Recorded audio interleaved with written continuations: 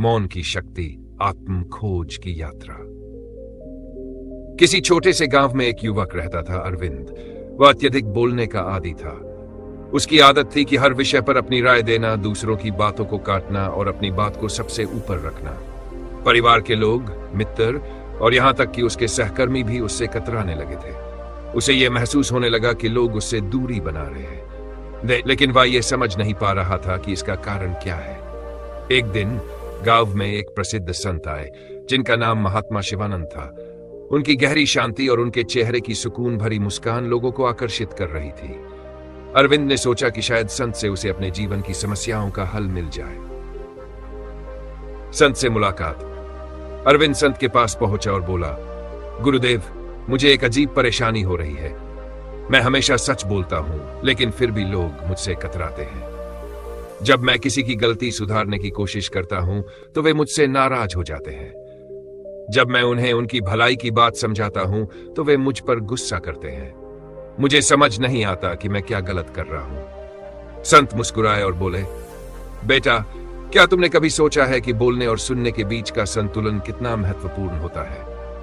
अरविंद ने हैरान होकर पूछा, संतुलन? मुझे तो लगता है कि जब तक मैं लोगों को सही रास्ता नहीं दिखाऊंगा, वे कभी नहीं सुधरेंगे। संत ने मुस्कुराते हुए कहा, अगर तुम सच में सीखना चाहते हो तो तुम्हें एक संकल्प लेना होगा। अगले 40 दिनों तक तुम केवल सुनोगे, लेकिन बोलोगे नहीं। मौन का पहला दिन। अरविंद को यह शर्त अजीब लगी। वह सोच रहा था कि बोलना बंद कर देने से क्या बदलेगा, लेकिन वह यह भी जानता था कि संत साधारण व्यक्ति नहीं थे। उसने इस संकल्प को स्वीकार कर लिया। पहला दिन बेहद कठिन था। वह हर बातचीत में बोलने की कोशिश करता, लेकिन फिर संकल्प याद करके रुक जाता। उसके दोस्त उससे बातें करने आते, लेकिन जब वह कोई जवाब नहीं देता तो वे भी धीरे धीरे उससे दूर हो गए। पहले हफ्ते की चुनौती। एक हफ्ते के भीतर अरविंद को बेचैनी होने लगी। वह अपनी राय देने के लिए आतुर हो उठता, लेकिन फिर संत की बात याद कर लेता। धीरे धीरे उसे एहसास हुआ कि पहले वह लोगों की बात अधूरी सुने बिना ही जवाब दे देता था। अब जब वह मौन था तो उसे पहली बार महसूस हुआ कि लोग क्या कहना चाहते हैं। उसे समझ में आने लगा कि लोग सिर्फ सलाह नहीं चाहते, बल्कि उन्हें कोई ऐसा चाहिए जो उन्हें सुने और समझे। भीतर की यात्रा। दूसरे हफ्ते में अरविंद के भीतर एक और संघर्ष शुरू हुआ। उसने महसूस किया कि भले ही वह बाहर से मौन हो, लेकिन उसके मन में विचारों का कोलाहल था। जब वह बोल नहीं पा रहा था तो उसके अंदर शिकायतें उमड़ने लगीं। यह सही नहीं है, मैं हमेशा सही होता हूं, फिर मुझे चुप क्यों रहना चाहिए? लेकिन धीरे धीरे जब उसने खुद को बोलने से रोका तो वह अपने भीतर के इन विचारों को देखना शुरू कर सका। उसने महसूस किया कि उसकी कई परेशानियां दूसरों की वजह से नहीं, बल्कि उसके अपने अहंकार की वजह से थी।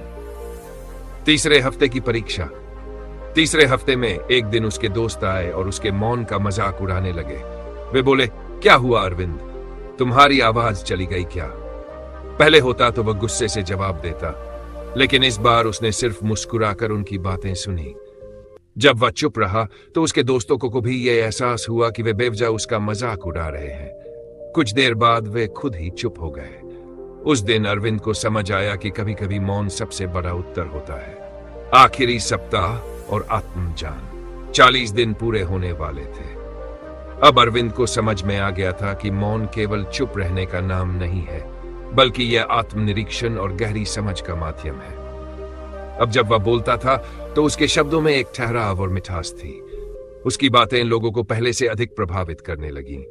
जब उसने यह अनुभव संत शिवानंद को बताया तो संत मुस्कुराए और बोले, बेटा, जब हम बोलने की बजाय सुनते हैं तो हमें दूसरों की तकलीफें समझ में आने लगती हैं। जब हम खुद को शांत कर लेते हैं तभी हम सच्ची बुद्धिमत्ता प्राप्त करते हैं। अरविंद ने संत को प्रणाम किया और मन ही मन एक नया संकल्प लिया। अब वह केवल तब ही बोलेगा जब उसकी बात सच में आवश्यक होगी। सीख। यह कहानी हमें यह सिखाती है कि मौन केवल शब्दों की अनुपस्थिति नहीं है, बल्कि यह अपने भीतर देखने और आत्म जागरूकता प्राप्त करने का एक तरीका है। जब हम ज्यादा बोलते हैं तो हम अपनी ऊर्जा व्यर्थ करते हैं, लेकिन जब हम सोच समझ कर बोलते हैं तो हमारे शब्दों का प्रभाव कई गुना बढ़ जाता है। तो अगली बार जब आप किसी से बात करें तो पहले उसे ध्यान से सुने। हो सकता है कि आपको बोलने की जरूरत ही न पड़े।